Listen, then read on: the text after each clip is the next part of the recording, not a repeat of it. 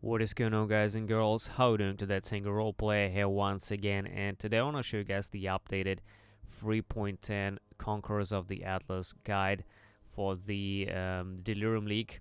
Basically, because a couple of things have changed and they're quite important, and the guide required a pretty massive update. I redid a lot of sections of the guide. I updated the Atlas progression guide. There is also the favorite map section guide as well, so that's quite a lot of things. And first thing you need to know is that this is the written version of the guide, and in video I will just very briefly explain you how this thing functions, but you will find in the description the written part of this, which is practically all the same, just in a very advanced, detailed version. So check it out in the description under this video. You'll find the text version of this guide. So let's start first with what you're gonna do like when you reach maps. So when you open up the Atlas, first thing you need to do is you need to find the citadels. Citadels are these things over here where you should be inserting specific things called the watchstones. But first you need to find the citadels. They are scattered across the Atlas, and you will discover these citadels just by killing normal map bosses, just by doing random maps across the Atlas. When you start finding the citadels, you will need to find the first Conqueror of the Atlas, which is Baran, and in order to do this you need to stretch over to the corner of the Atlas. Any corner of the Atlas doesn't matter. This is where when you reach the corner you have the chance to spawn Baran. When you discover the citadel, and eventually you will discover the Conqueror occupying this region. The region will gain specific color depending on the type of the Conqueror. So it will gain kind of a blue, green, red, or yellow color. And once you spawn this color, you will need to do 3 more maps to actually spawn Conqueror inside his citadel. And the game now tells you how many maps you actually need to do, how many maps are left in order to spawn the Conqueror. So there's kind of a progress bar on the left side, and it tells you exactly how many maps you need to do it.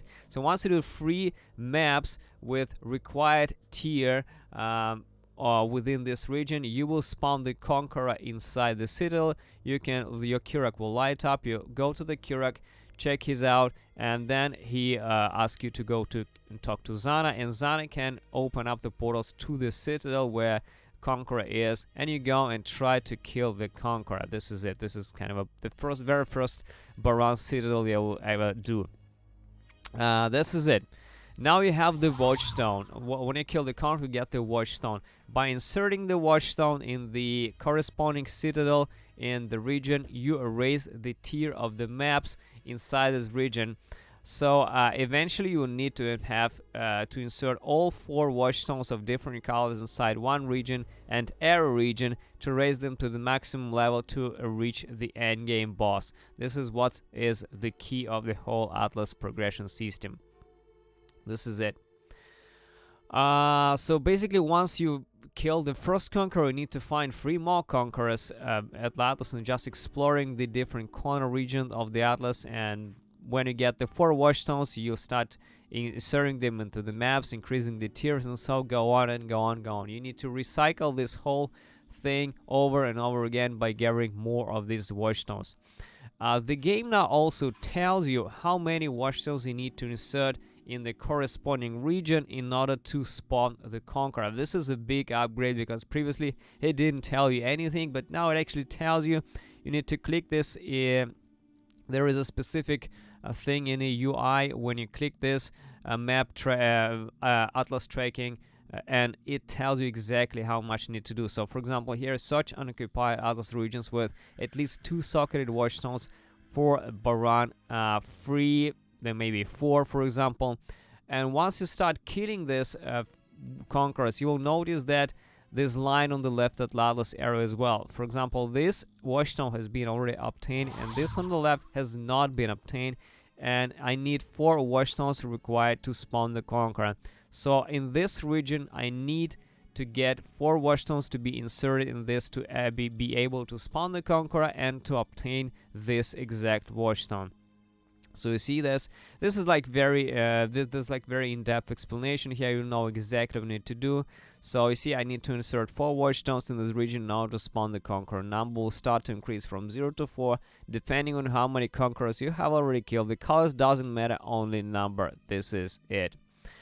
So after you acquire and insert at least one set of 4 of these watchstones, you will notice that awakening level starts increasing. Awakening level basically increases the all the modifiers affecting all the maps. It just makes it everything harder.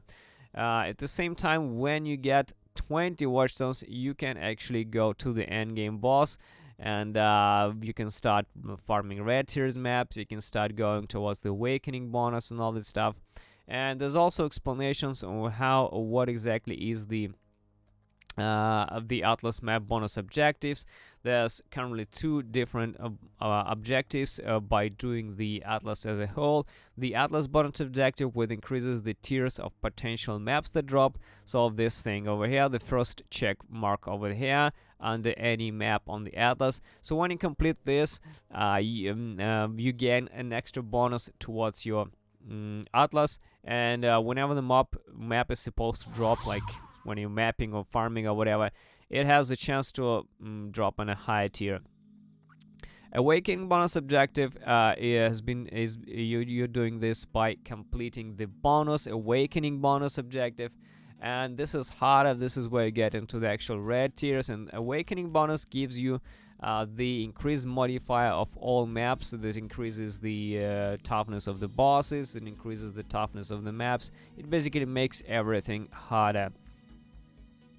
An important thing to know about these watchstones and stuff is that you actually can only obtain the watchstone which is still unobtained. So you see, in this region I have everything obtained. So even if I do the Conqueror here, I can spawn the Conqueror technically, but it will not give me the watchstone. So make sure if you don't have all the watchstones on the Atlas, you need to do only regions which is where watchstone has been unobtained. This is very important, otherwise you will not get to the very end game. This is very important, guys. There's also a guide on how to respawn the Conqueror. So basically before 3.10 and 3.9 in the Metamorph, it was possible to do with the white maps or the yellow maps. You just keep using these white maps in the region till the Conqueror spawns. In the 3.10 then fix that, it doesn't work anymore, so you only need red tier maps, tier 14 plus, in order to spawn the high tier Conquerors and to get to the Cyrus, which is the endgame boss in the game. So it's impossible to use white tiers or yellow maps at this point. And so yeah, they fixed that, and now it's much harder, now it's much more expensive, and only red maps work now. There's also a system which allows you to drop your favorite maps more often than the others, and when you complete all your non-unique maps in the separate region, you're unlocking one map, and then when you are completing all the maps with the first bonus, which is the Atlas bonus, you unlock the second map, and when complete all the awakening objectives in the region, you unlock the third map. This is the hardest thing to do, and I personally haven't unlocked it yet, but I'm working towards that, and we'll make it done pretty soon as well. They also wrote the Atlas strategy here, which is pretty much the same as before. There are 2 strategies which I can recommend. The first is slow and steady. We just open up all white maps and go into the yellow tiers. This is slower. This is where you overlevel the content. And the game actually now tells you how many watchstones you need to insert in order to spawn the Conqueror and what you need to do. So it kind of actually let's say guides you through how you can progress within the Atlas. However, a lot of people prefer just jumping over to the red tiers and start farming for experience and get to the end game faster, get to Cyrus faster. That's why they are not really spreading the watchstones per region. They just insert all 4 into one region and just start farming for XP. This I will call the endgame rush strategy, because this way you get more XP, but this is also more expensive. You need to buy red tiers to fill in the maps that you're missing. It's more expensive, it's more dangerous, because you are jumping literally from like whites to the reds. And if you're lacking experience, if you're lacking currency, you're lacking knowledge in the game as a whole, I would recommend with the slower version. I mean, there's 3 months ahead, guys, in the league, and there's plenty of things that you can do.